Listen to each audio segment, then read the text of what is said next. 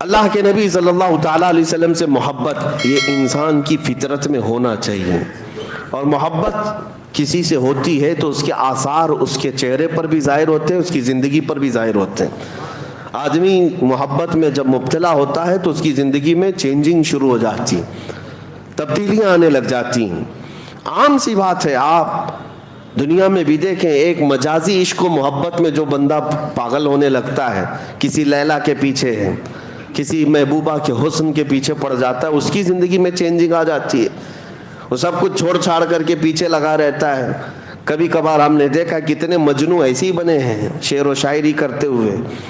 محبت یہ اگرچہ دنیاوی عشق ہے، دنیاوی محبت ہے، مجازی عشق ہے، لیکن جو کائنات کے آقا و مولا کی محبت میں فدا ہوتا ہے، پھر وہ سر چڑھ کر کے بولتا ہے جان ہے عشق مصطفیٰ، جان ہے عشق مصطفیٰ، روز فزوں کرے خدا، جس کو ہو درد کا مزہ ناز دوا اٹھائے کیوں۔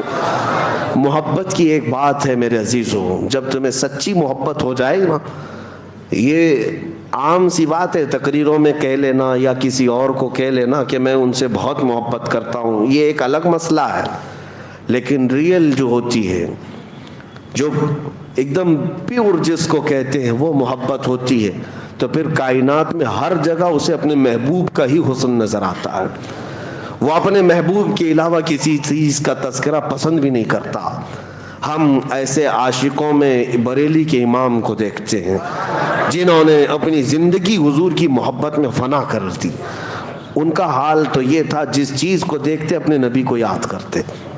حضور پاک صلی اللہ تعالیٰ علیہ وسلم کی محبت، رچ بس جانا محبت کی علامات میں آپ کو بتاتا ہوں۔ بندہ جب کسی کا ذکر کرتا ہے تو بار بار اس کا تذکرہ اس کی زبان پر آنے لگتا ہے، بار بار اس کا تذکرہ آنے لگتا ہے۔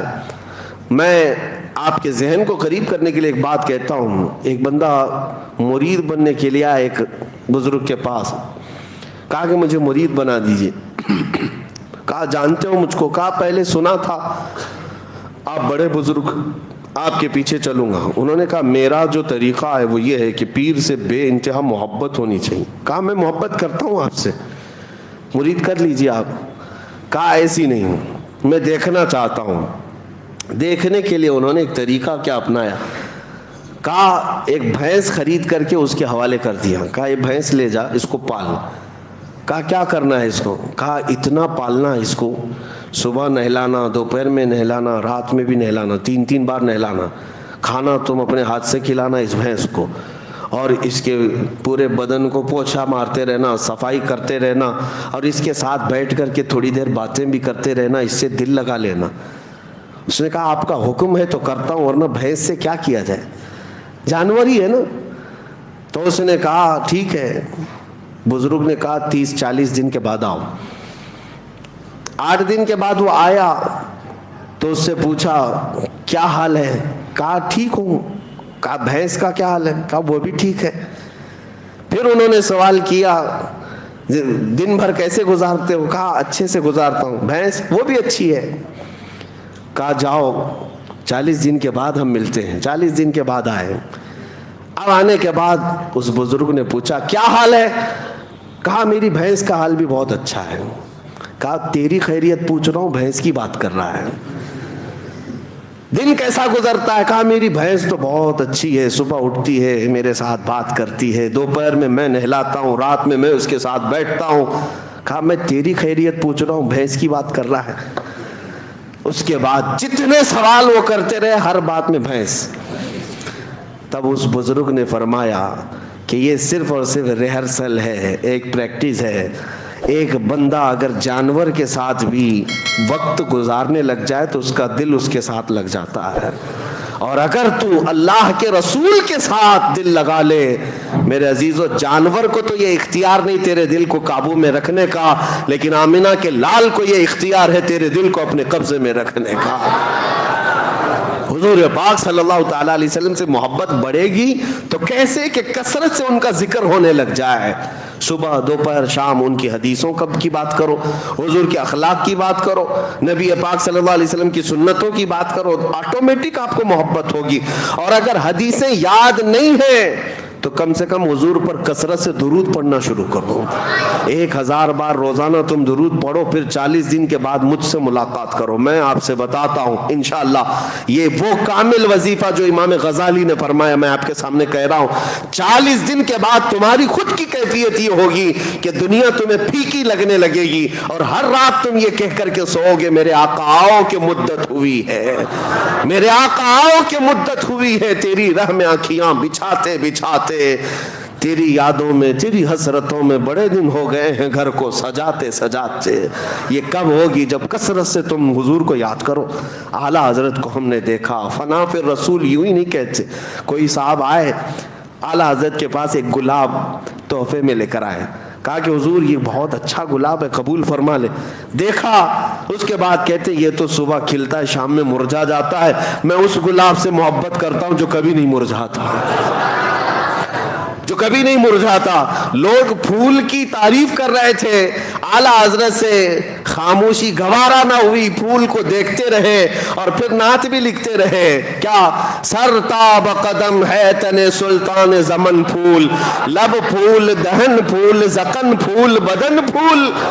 حضور کے ہر عضو کو پھول سے تشبیہ دینے لگ گئے، لب پھول دہن پھول زکن پھول بدن پھول۔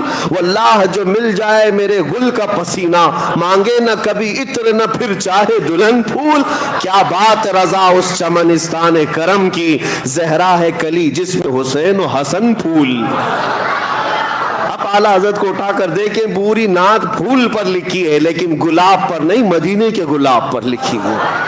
محبت اس کو کہتے ہیں کہ جب اپنے محبوب کا تذکرہ ہو تو دنیا میں کسی بھی شے کا تذکرہ ہو لیکن یاد اپنے محبوب کی آ جائے، یاد اپنے محبوب کی آ جائے۔ میں نے دیکھا ہے اعلیٰ حضرت کو میں اس لیے زیادہ ذکر کرتا ہوں کہ ان کے کلام پڑھنے کے بعد حضور سے محبت میں اضافہ ہوتا ہی ہے، عشق میں اضافہ ہوتا ہے۔ اپنا پریکٹیکل تو ہم بتاتے ہیں، باقی دوسروں کا معلوم نہیں۔ نبی پاک صلی اللہ تعالیٰ علیہ وسلم کے دربار میں قریب ہونے کا جو شوق بڑھتا ہے وہ اعلیٰ حضرت کے کلاموں سے بڑھتا ہے۔ آپ دیکھیں انہوں نے کہاں کہاں ذکر کیا، اور ایسی ایسی جگہوں پر اللہ کی حمد بیان کرنا ہے، اللہ کی تعریف جس کو حمد کہتے ہیں، وہ جب بیان کرنا ہے، بہت سارے لوگوں نے دنیا میں حمد بیان کی ہے، اور کئی ایسے دوسرے طبقے کے لوگ، دوسرے مکتبہ فکر کے لوگ بھی حمد لکھیں۔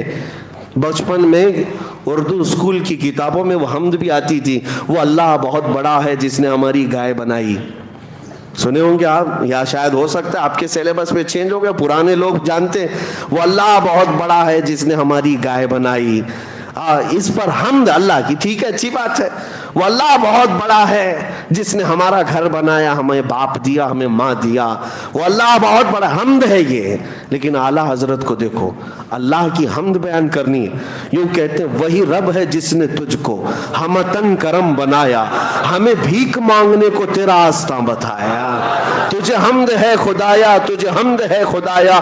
اللہ کی حمد ہے، لیکن کس بات پر؟ اس بات پر کہ اللہ کا سب سے بڑا شکر اس بات پر ہے کہ محبوب اپنا قریبی ہوا ہمیں عطا فرمایا۔